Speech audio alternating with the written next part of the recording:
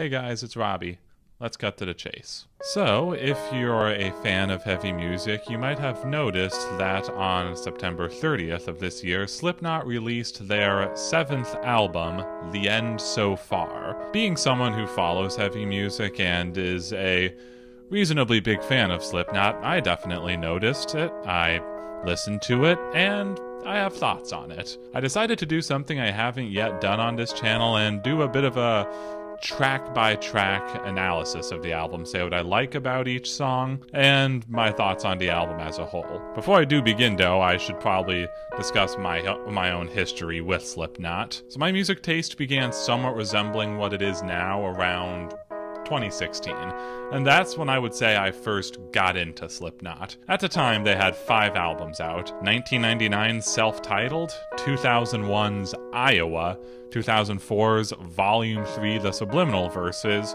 2008's All Hope Is Gone, and 2014's Point 5, The Gray Chapter. If I had to rank those albums, I would go from bottom to top: Volume 3, All Hope Is Gone, Gray Chapter, Self-Titled, and Iowa. The first album of theirs they released after I got into them was 2019's We Are Not Your Kind. I'll admit, I didn't listen to this album a great deal when it came out, mostly because I was really getting into a lot of more experimental music, so something as straightforward as Slipknot seemed a little too knuckle-dragging for me. That being said, I enjoyed the album. It didn't really wow me, with the exception of Nero Forte, which, good God, that's a good track. But I felt that my day was made better by my listening to it, and, well, that's the point of music, right? That brings us up to now, with Slipknot's newest album, The End So Far.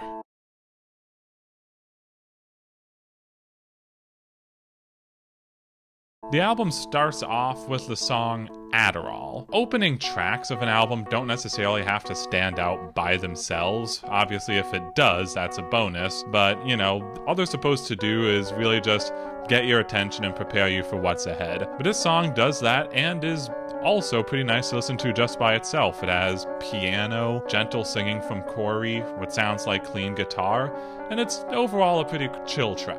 The second song is The Dying Song, and this is when things really get started intensity-wise. It's a classic Slipknot song with nice pounding, heavy guitar riffage. Corey shows off his singing skills in the chorus, which contrasts with the intensity of the verse. This is a track that really could have sounded like a song from any other album, if I'm being honest. Sid Wilson also has some really cool turntable scratches, which is a nice effect. Up next, we have The Chapeltown Rag. I can definitely see why this was the lead-off single. It's nothing really different from the rest of the record.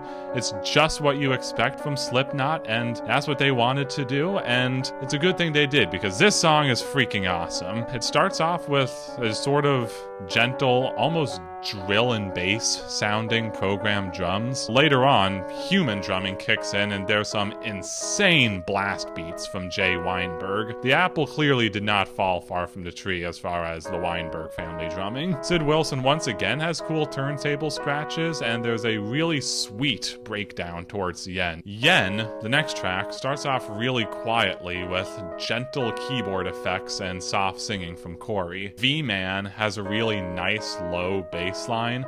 It's not anything complex, but it adds atmosphere and, you know, it's pleasant to listen to. The verses have some really sweet, clean guitar, and when the rest of the band finally kicks in with distortion, it sounds like a nice cathartic release. I will say the lyrics to the song are pretty corny. As the knife goes in, cut across my skin, as my death begins, I want to know that I was dying for you. Lighten up, Francis.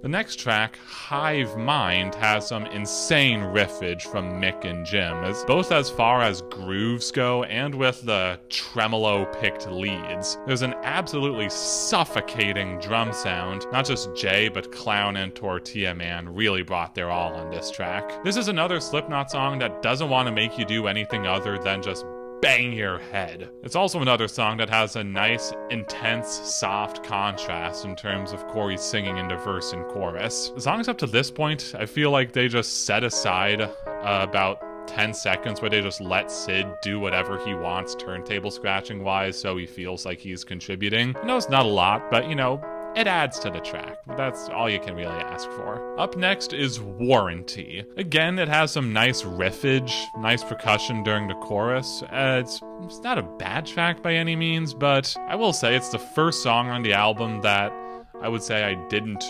really like. I mean, it's nice to listen to, but this isn't really anything to write home about. Up next, we have Medicine for the Dead, and this is a first, I feel, kind of dud song-wise. It starts off with some nice electronic effects, but that's kind of all I really liked about this song. It's the longest on the album at 6 minutes and 16 seconds, and it feels like that. The riffage is a bit tired. Corey's singing is, again, good, but that can't really save this track. This is followed by Acidic, which is another song that's not bad, but not really good. There is a cool guitar solo on the track that was a welcome surprise, and that's the only thing about this track that I actually took notes about, so that alone says a lot. Up next is Heirloom, which really kind of brings you out of the sea of meh that the album was in up to this point. It has some insane double bass drumming to start the song.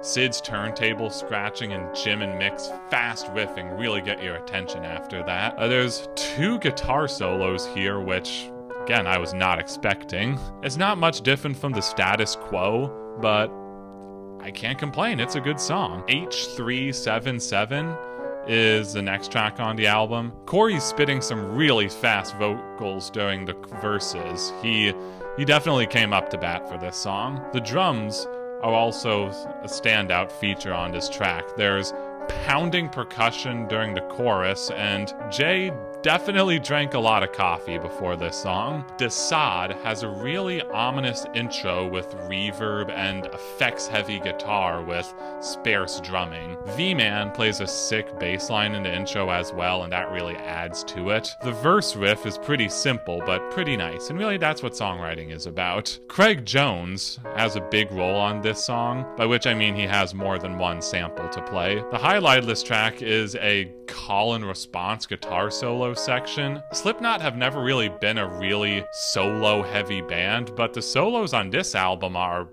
frickin' amazing. Finale, which, as the title implies, is the last track, has some beautiful, gentle singing by Corey accompanied by piano and strings. Lots of effects-heavy guitar, which really adds to the atmosphere. The riffage, once the distortion kicks in, is quite nice. There's not a great deal to talk about, but that's okay. It's, as far as closing tracks go, it does a good job closing the album. And, well, what else can you really ask for? So this is, by all means, a pretty solid album. If anything, it's held back mainly by the second half. The songs there have moments that I thought were cool, as you know, but as a whole they were okay. Overall, the album is definitely worth listening to, even if I wouldn't put it among their best work. If I had to rate this album, I would probably put it right above Volume 3 in the second to last spot, right behind We Are Not Your Kind. I should also clarify 2 things. 1, I in no way think that Volume 3 is a bad album. It has songs that I really do love. It's just the one I loved the least out of their discography. Frankly, the fact that it's their worst album really does go to show how good their discography is. 2, as far as rankings go, there's a bit of an anti-recency bias at play. The first 5 albums were the only Slipknot albums I had for a little while, so I listened to those over and over. So I naturally am going to prefer them a little more. So there you go. Definitely go check out The End So Far if you haven't yet. Or don't. I have no way of knowing if you do. If you haven't clicked off by now, I just want to say thank you so much for watching this video. If you like what you see, be sure to like and hit subscribe. I upload videos whenever I can, and I have tons of fun making them. If you have an idea for a video you want me to make, leave it in the comments. Who knows, maybe I'll get to it. That's all for today. I'm RobbieJ2734. I will see you when I see you next.